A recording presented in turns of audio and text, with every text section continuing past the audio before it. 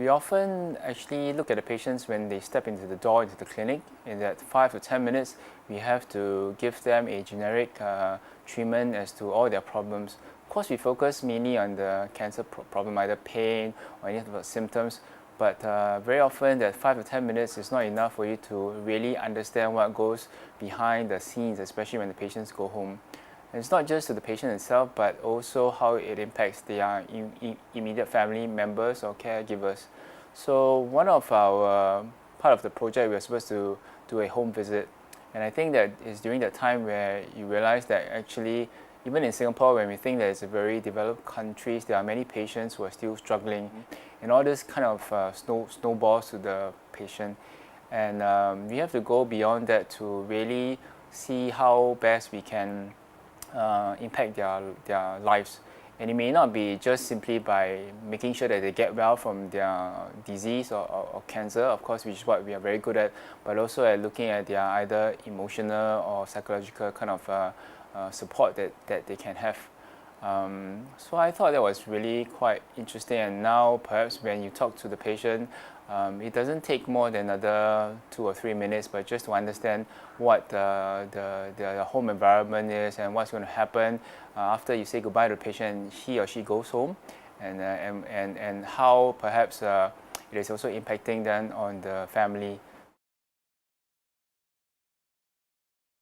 How I work differently now is that perhaps you take more to try to understand what the patient has to say.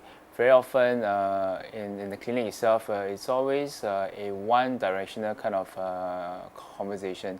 You tell the patient what he needs to do, how he wants to eat, what sort of food that he needs to eat or to avoid or to exercise.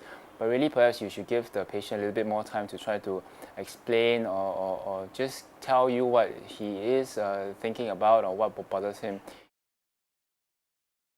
So what we came up with really was that in the radiotherapy department, often there are some patients who do not come for their radiation treatments. There are many reasons that they give, and sometimes we just label them as basically patients who are non-compliant with treatment.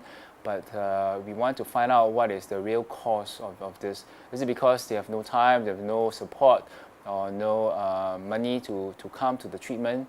And so our project really was to identify the patients who do not attend their radiation appointments, and perhaps to try to find out what could be a cause and try to find out how we can improve their compliance rate. Some patients have no money to come, like be it to take a taxi because they are too ill.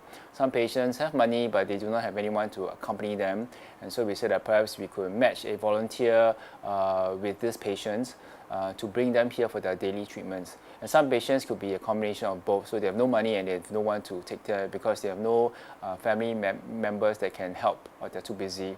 And the last may be patients who are very ill and they need to depend on an ambulance to come for the treatment. And somehow ambulance itself is also quite expensive for every charter of the ambulance, and we are exploring ways of perhaps utilizing parts of the MediSave. So it's quite a long project, and there are many things that we want to take into account at the same time.